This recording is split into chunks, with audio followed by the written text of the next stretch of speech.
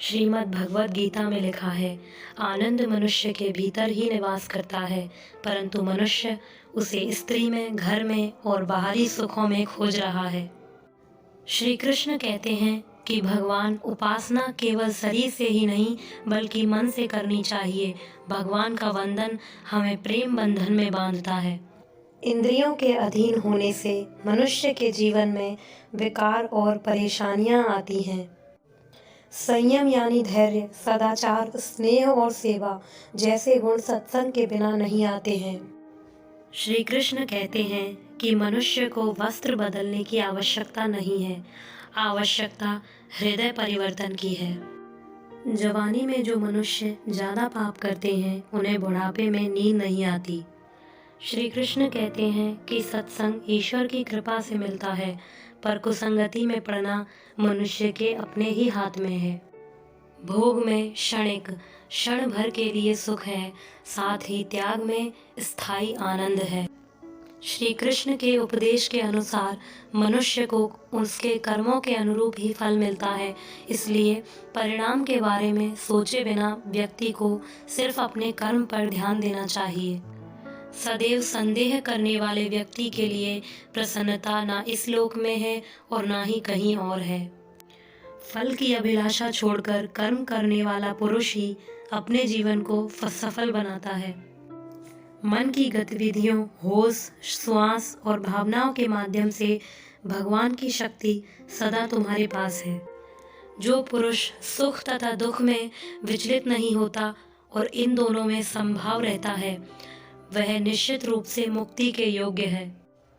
मनुष्य को जीवन की चुनौतियों से भागना नहीं चाहिए और ना ही भाग्य और ईश्वर की इच्छा जैसे बहानों का प्रयोग करना चाहिए।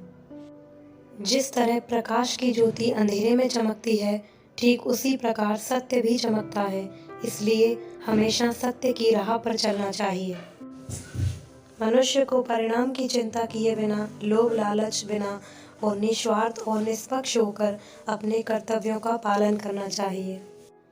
जिस मनुष्य के अंदर ज्ञान की कमी और ईश्वर में श्रद्धा नहीं होती, वो मनुष्य जीवन में कभी भी आनंद और सफलता को प्राप्त नहीं कर पाता। जो होने वाला है वो होकर ही रहता है और जो नहीं होने वाला वह कभी नहीं होता। ऐसा निश्चय जिनकी बुद्धि में होता है, उन्हें चिंता कभी नहीं सताती है। अच्छे कर्म करने के बावजूद भी लोग केवल आपकी बुराइयां ही याद रखेंगे, इसलिए लोग क्या कहते हैं इस पर ध्यान मत दो, तुम अपना कर्म करते रहो। मानव कल्याण ही भगवत गीता का प्रमुख उद्देश्य है, इसलिए मनुष्य को अपने कर्तव्यों का पालन करते समय मानव कल्याण को ही प्राथमिकता देनी चाहिए।